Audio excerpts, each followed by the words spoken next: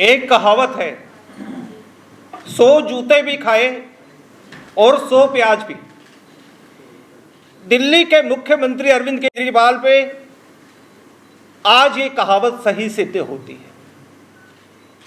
Haryana Punjab high court ने जो आदेश दिया, उस आदेश से ये साबित होता है ये देश कानून से चलता है। अरविंद केजरीवाल पंजाब जीतने के बाद अपने आप को कानून से ऊपर समझने लगे थे। अरविंद केजरीवाल पंजाब जीतने के बाद अपने आप को डॉक्टर बाबा साहब भीमराव अंबेडकर से बड़े समझने लग पड़े थे। आज उनका वो दंभ भारत के उच्च न्यायालय ने तोड़ने का काम किया है। जिस प्रकार से नाजायज तरीके से मेरी पंजाब पुलिस द्वारा किडनैपिंग कराई गई, मुझे गिरफ्तार कराया गया, मेरा दोष क्या था? मेरा दोष ये था कि मैं अरविंद केजरीवाल जी से पूछता था कि गुरु ग्रंथ साहब जी के बेदबी करने वालों को जेल के अंदर कब डालोगे? आपने ही तो कहा था कि 24 घंटे के अंदर जेल के अंदर डालेंगे। उनको 2 महीने बीत गए, कब जेल में डालोगे? मैं उनसे ये पूछता था कि मेरे पंजाब के जो बेटियां हैं उनके सुहाग गुजर रहे हैं, माओ की कोख उजड़ रही है, उन ड्रग्स माफियाओं को आपने कहा था 1 हफ्ते के अंदर जेल में डालोगे। आपने एक भी एफआईआर नहीं की, कब उनको जेल में डालोगे?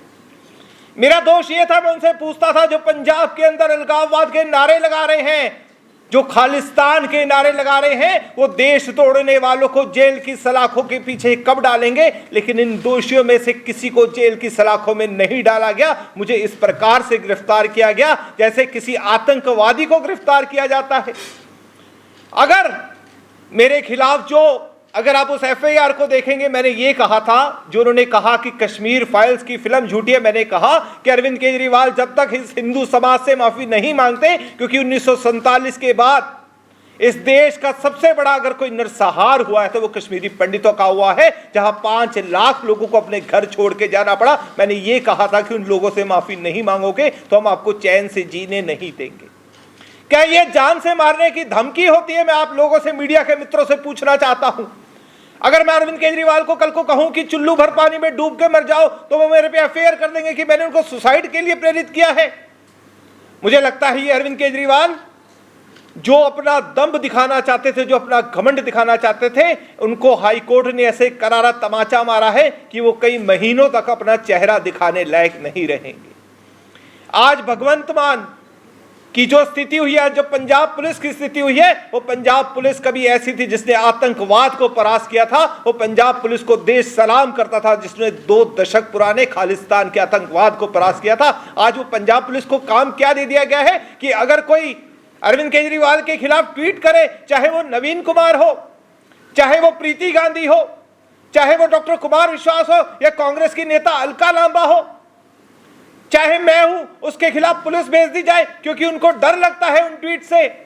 तो मैं उनको कहना चाहता हूं, भारतीय जनता पार्टी का कार्यकर्ता कभी डरने वाला नहीं है। आप 1 नहीं 1000 मेरे खिलाफ एफआईआर करोगे, तब भी मैं आपसे सवाल पूछूंगा कि गुरु ग्रंथ साहब जी की बेदबी करने वालों को जेल की सलाखों में कब डालोगे? और मैं कहना चाहता हूं, अरविंद केजरीवाल उनको जानबूझ के बचा रहे हैं, और ये आरोप मेरे नहीं है, उनके विधायक कंवरपाल सिंह के आरोप है, जो अमृतसर से विधायक है, जो समय एसआईटी का हिस्सा थे, और जो एसआईटी उन दोषियों को बचा रही थी, उस एसआईटी से उन्होंने इस्तीफा दे दिया था। अरविंद केजरीवाल उस रिपोर्ट का जिक्र अपने हर भाषण में करते थे। वो कहते थे इस रिपोर्ट को अगर देख लिया जाए तो 24 घंटे के अंदर दोषियों को जेल की सलाखों के पीछे डाला जा सकता है। वो कंवरपाल सिंह ने कहा कि जिन पुलिस ऑफिसर्स ने गुरु ग्रंथ साहब जी की बेदबी करने वालों को बचाया, अरविंद केजरीवाल ने सत्ता में आने के बाद उनको प्रमोशन दी, और उनके असिस्टेंट सीएम,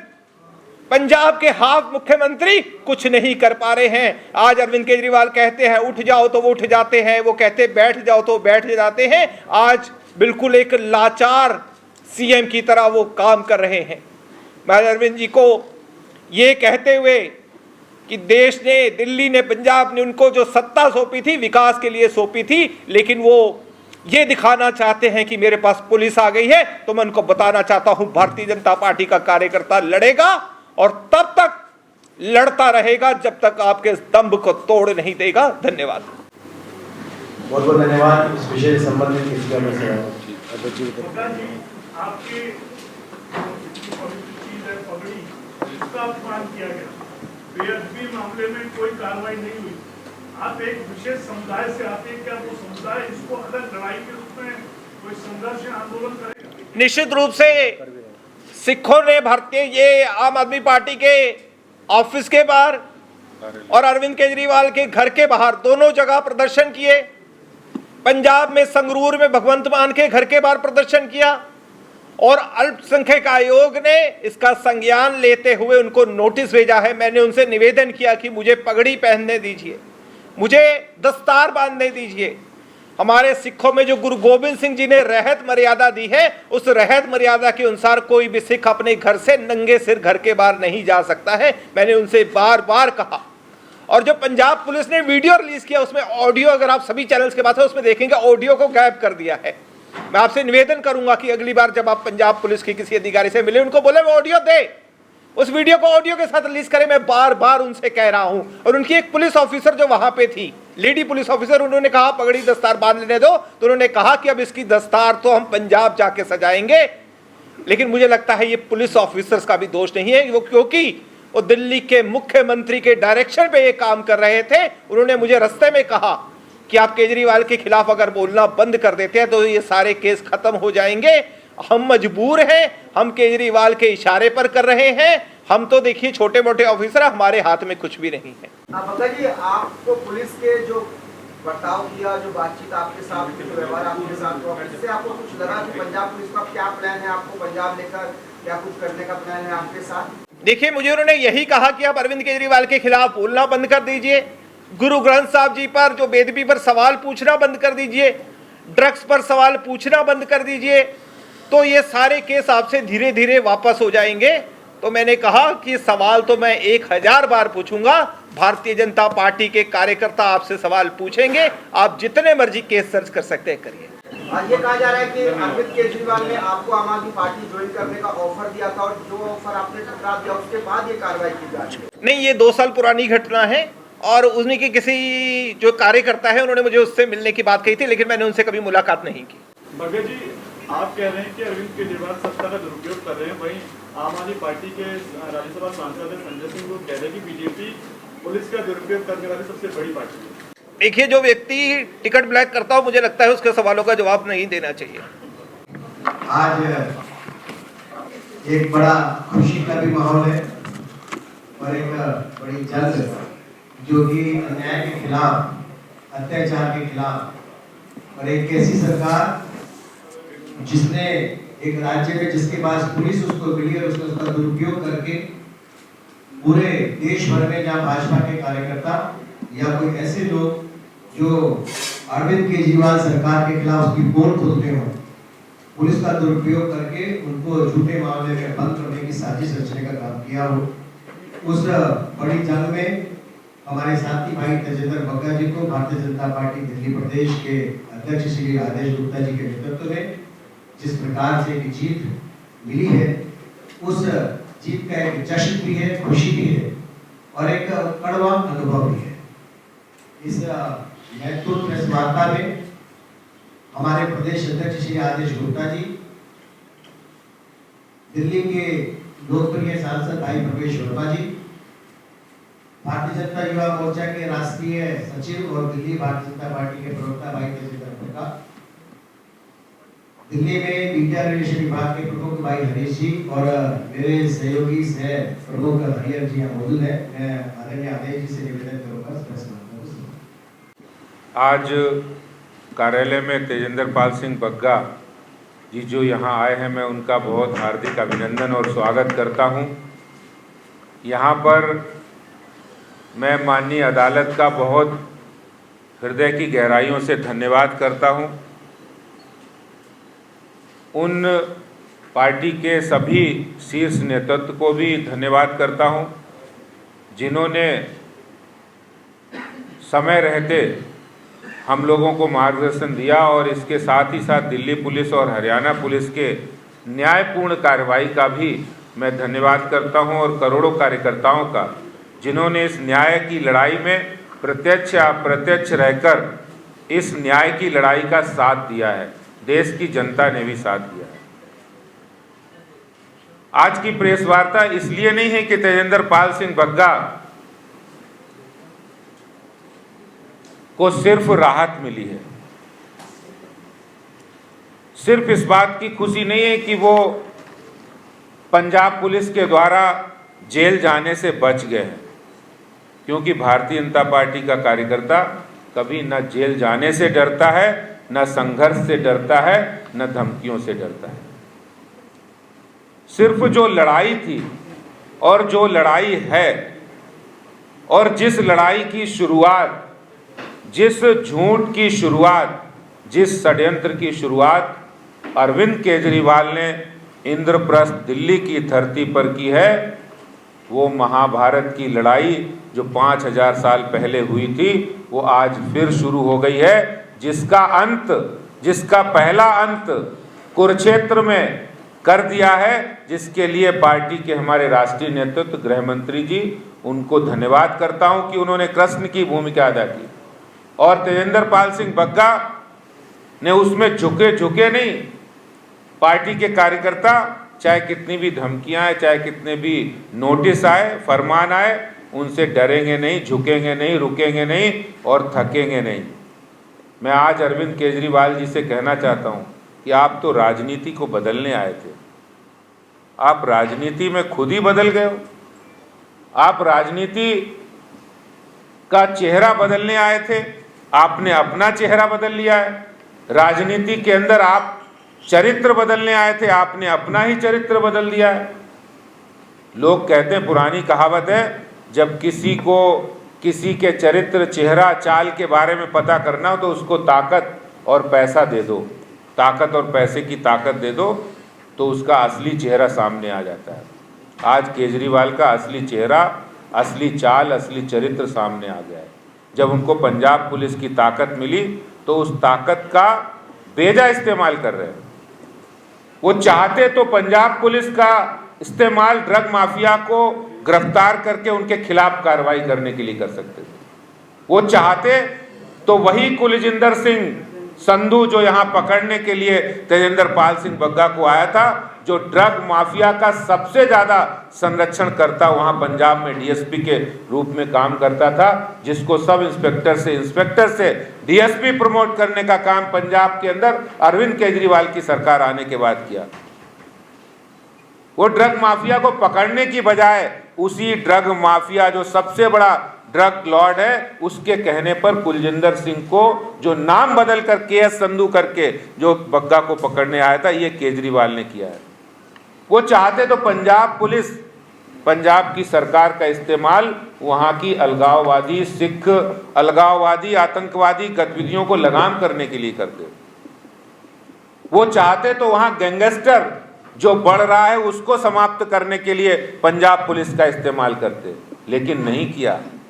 केजरीवाल ने इस्तेमाल कहाँ किया? जो जनता के प्रश्न पूछ रहा है, वो भारतीय जनता पार्टी के कार्यकर्ता, नेता के रूप में उस पर सवाल, उस पर नोटिस भेजना, उनके ऊपर कार्रवाई करना। मैं केजरीवाल जी से कहना चाहता हूं कि इस तरह की जो तानाशाही, तुगलकी प्रवृत्ति है, वो रावण की भी नहीं चली थी, दुर्योधन की भी नहीं चली थी। और जो आप बौना दुर्योधन तो था, लेकिन आप जो बौना दुर्योधन बनकर जो इस समय तानाशाही दिखा रहे हो, जो डिक्टेटरशिप दिखा रहे हो, उसका जवाब आपको मिल गया है। और ये जवाब यही है कि आपके नोटिस से, आपके फरमान से कोई भारतीय जनता पार्टी का कार्यकर्ता डरने वाला नहीं। तेजेंद्र पाल सिंह बग्गा के पीछे आज पूरा देश खड़ा है, पूरी पार्टी खड़ी है। तुम्हारे नोटिस से डरने वाले नहीं। सवाल पूछेंगे कि आपने कहा था गुरु ग्रंथ साहब की बेअदबी करने वालों को 24 घंटे के अंदर गिरफ्तार करेंगे।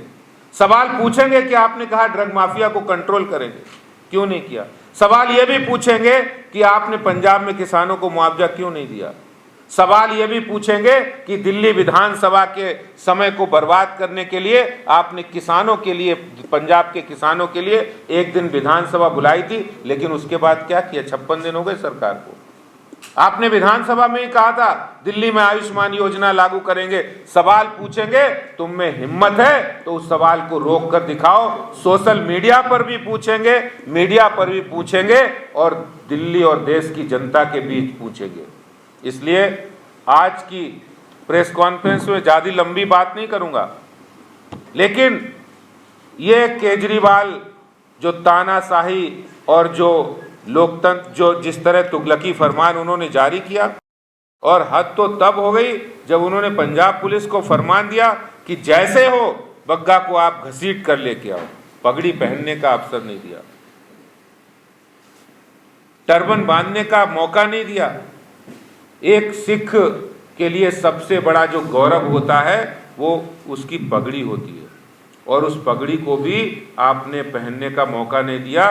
सिखों के जो सबसे बड़ी मान्यता, उसका अपमान करने का काम, उसके जुर्म के दोषी भी केजरीवाल है। और तो और एक बुजुर्ग पिता जो अपने बेटे की बीच में सिर्फ बचाने के लिए आया, उनको बोला कि कपड़े पहनने दो, पगड़ी पहनने दो, उनको धक्का दिया, उनके मुंह में कपड़ा ठूसने का काम जो किया है, ये बुजुर्गों का अपमान, एक सिख पिता का अपमान किया है केजरीवाल ने। इसके लिए कभी आपको पूरा सिख समाज, हिंदू समाज या पूरा भारत आपको माफ नहीं करेगा। तो केजरीवाल जी, ये लड़ाई आपने शुरुआत की है, ये षड्यंत्र आपने शुरुआत किया है। भारतीय जनता पार्टी इसको समाप्त करेगी, चिंता मत करिए। हम सड़कों पर उतरेंगे, लड़ेंगे और डरेंगे नहीं, झुकेंगे नहीं, थकेंगे नहीं, रुकेंगे नहीं, और ईंट का जवाब पत्थर से देने के लिए तैयार हैं। बहुत बहुत धन्यवाद। मुद्दई लाख बुरा चाहे तो क्या होता है, वही होता है जो मंजूर खुदा होता है। अरविंद केजरीवाल चाहे भगवान मान, ये जितने भी लोग अगर हमारा बुरा चाहेंगे तो हमारे साथ हमारा भगवान है, हमारा ईश्वर है, और हर कार्यकर्ता के साथ में पार्टी मजबूती के साथ खड़ी है। ये इस पूरे एपिसोड के बाद में एकदम साफ हो गया है। हमारे बीच में बग्गा जी जो एक सच्चाई की लड़ाई के बाद यहाँ पर बैठे हैं, जिनके साथ में इनकी गलती ये थी कि 7 साल से ये अरविंद केजरीवाल के जो कारनामे हैं उसके बारे में ट्वीट करते थे, सोशल मीडिया पर उसका उजागर करते थे। 7 साल से अरविंद केजरीवाल जी ने कोई एफआईआर नहीं कराई। दिल्ली में उनकी सरकार थी, अगर इन्होंने कोई कानून का उल्लंघन किया होता तो दिल्ली में एफआईआर हो जाती, मगर क्योंकि इन्होंने कोई कानून का उल्लंघन नहीं किया, बिना कानून का उल्लंघन किए अगर कहीं पर एफआईआर आज इस देश में हो रही है तो वो पंजाब में हो रही है। और वो ऐसे वहाँ के अफसर जो इन मामलों में पहले भी लिप्त रहे, उनका उपयोग करके हो रही है, उनको डरा धमका के हो रही है कि अगर तुम दिल्ली जाकर नवीन कुमार को नहीं लेकर आए, बग्गा जी को नहीं लेकर आए, प्रीति गांधी को नहीं लेके आए, कुमार विश्वास को नहीं लेके आए, तो तुम्हारी फाइल खुल जाएगी, सस्पेंड कर देंगे। वो अफसर इतना भी नहीं सोच रहे कि वो दिल्ली में जब आते हैं तो दिल्ली पुलिस को नहीं बताते कि हमारे एक ऐसे ऐसे एफआईआर है और आप जाइए और हमें उसको अरेस्ट करके दीजिए। तो इतना काला कानून चल रहा था कि सुबह आकर इनके पिताजी को मारा गया, इनका पगड़ी का अपमान किया गया, उसके बाद में घसीट कर इनको लेकर गया। मगर केजरीवाल ये भूल गया कि वो एक बग्गा का मुंह बंद करेगा तो इस पार्टी में लाखों बग्गा खड़े हो जाएंगे, और इस बग्गा का, हमारे तेजेंद्र बग्गा जी का मुंह वो कभी बंद नहीं कर सकता। क्योंकि जितना मैं तेजेंद्र बग्गा जी को जानता हूं, इनके लिए देश सबसे पहले है, दिल्ली की जनता सबसे पहले है, उसके बाद में पार्टी है, उसके बाद में ये खुद अपने आप को समझते हैं। तो ये हमेशा सच्चाई के साथ खड़े रहते हैं। अगर कभी हम भी कोई गलती करते हैं तो ये हमें भी टोकते हैं, पार्टी भी कोई गलती करती है तो पार्टी को भी टोकते हैं। तो ऐसे व्यक्ति से अरविंद केजरीवाल नहीं जीत सकता।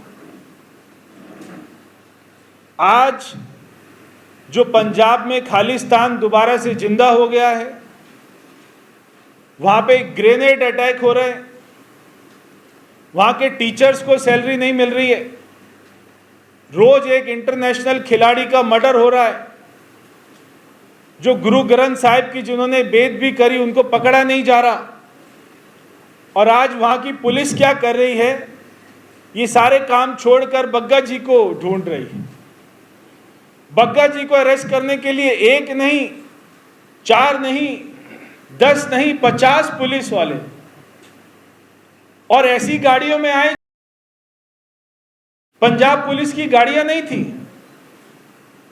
हम वो गाड़ियों की जांच करवा रहे हैं, उसमें एक गाड़ी तो चोरी की गाड़ी है, वो पंजाब पुलिस की गाड़ी नहीं है। चोरी की गाड़ियों में पंजाब पुलिस आती है, यहां की दिल्ली पुलिस को इन्फॉर्म नहीं करती है और उठाकर लेके जाती है। इससे ज्यादा मैं समझता हूं बड़ा क्राइम कोई नहीं हो सकता जो अरविंद केजरीवाल खुद कर रहा है। और उस समय भी सुबह के समय अरविंद केजरीवाल अपने मुख्यमंत्री दिल्ली के आवास पर बैठकर भगवंत मान से हॉटलाइन पर बात कर कर एक सेकंड की इंफॉर्मेशन ले रहे थे, और वो जो संधू है डीएसपी जो अपना नाम बदल कर आता है, उससे लगातार मोबाइल पर बात कर रहे थे कि अब क्या करना है, अब क्या करना है। तो जीत कोई बग्गा जी की नहीं है, ये जीत सच्चाई की जीत है, ये जीत सारे पार्टी के कार्यकर्ताओं की जीत है। और इस जीत में जो सबसे बड़ी भूमिका है वो हमारे सारे मीडिया के बंधुओं की है, जिन्होंने सुबह से उस सच को दिखाया, सच्चाई को दिखाया। आप लोग पीछे नहीं हटे, आप लोगों ने एज इट इज़ जो चल रहा था मीडिया में वो दिखाया, बिना किसी के दबाव में, बिना किसी के प्रेशर में। इसलिए पूरा देश उस दिन सारे बग्गा जी के साथ खड़े हो गए थे, चाहे वो कांग्रेस पार्टी का हो, चाहे वो आम आदमी पार्टी का हो। आम आदमी पार्टी के कार्यकर्ता भी दिल्ली में ये कह रहे थे कि केजरीवाल गलत कर रहा है, उसको ये नहीं करना चाहिए। तो मैं हमारे प्रदेश नेतृत्व को, आदेश जी को, जिन्होंने उस दिन तत्परता दिखाई, हमारे गृह मंत्री जी माननीय अमित शाह जी, जिन्होंने एक कार्यकर्ता की इतनी चिंता करी, उनका मैं धन्यवाद करता हूं। हमारे दिल्ली के सीपी राकेश जी का, हरियाणा पुलिस का, हरियाणा के मुख्यमंत्री श्री मनोहर लाल खट्टर जी का मैं धन्यवाद करता हूं कि जिन्होंने अरविंद केजरीवाल को आज के बाद हमेशा के लिए ये सबक सिखा दिया है कि दिल्ली में घुसने से पहले पंजाब पुलिस 100 बार सोचेगी, किसी भारतीय जनता पार्टी के कार्यकर्ता के ऊपर हाथ डालने से पहले पंजाब पुलिस 100 बार सोचेगी, और अगर वो गैर कानूनी काम करेगी दिल्ली में आकर तो कल को उनको भी अरेस्ट किया जाएगा दिल्ली में। ये मैं उनको बताना चाहता हूं। बहुत बहुत धन्यवाद। तेजेंद्र जी, जैसे कि सुरेश वर्मा जी ने कहा कि आपको जिस तरह पंजाब पुलिस ने उठाया था उसमें एक गाड़ी ऐसी भी थी जो कि चोरी की है, आपने ये जिक्र किया। तो चोरी की गाड़ी का इनपुट आपको कहां से ये जो मिला है इसको, और क्या योजना थी कि चोरी की गाड़ी का इस्तेमाल जो है वो बग्गा जी को उठाने के लिए किया? हम आपको वो गाड़ी का नंबर दे देंगे और वो किसकी गाड़ी ऑन करो माइक दोबारा, किसकी गाड़ी थी और वो कहां से अपना, हमारे पास जो इनपुट है हम आपके साथ में शेयर करेंगे। थैंक यू दोस्तों, धन्यवाद।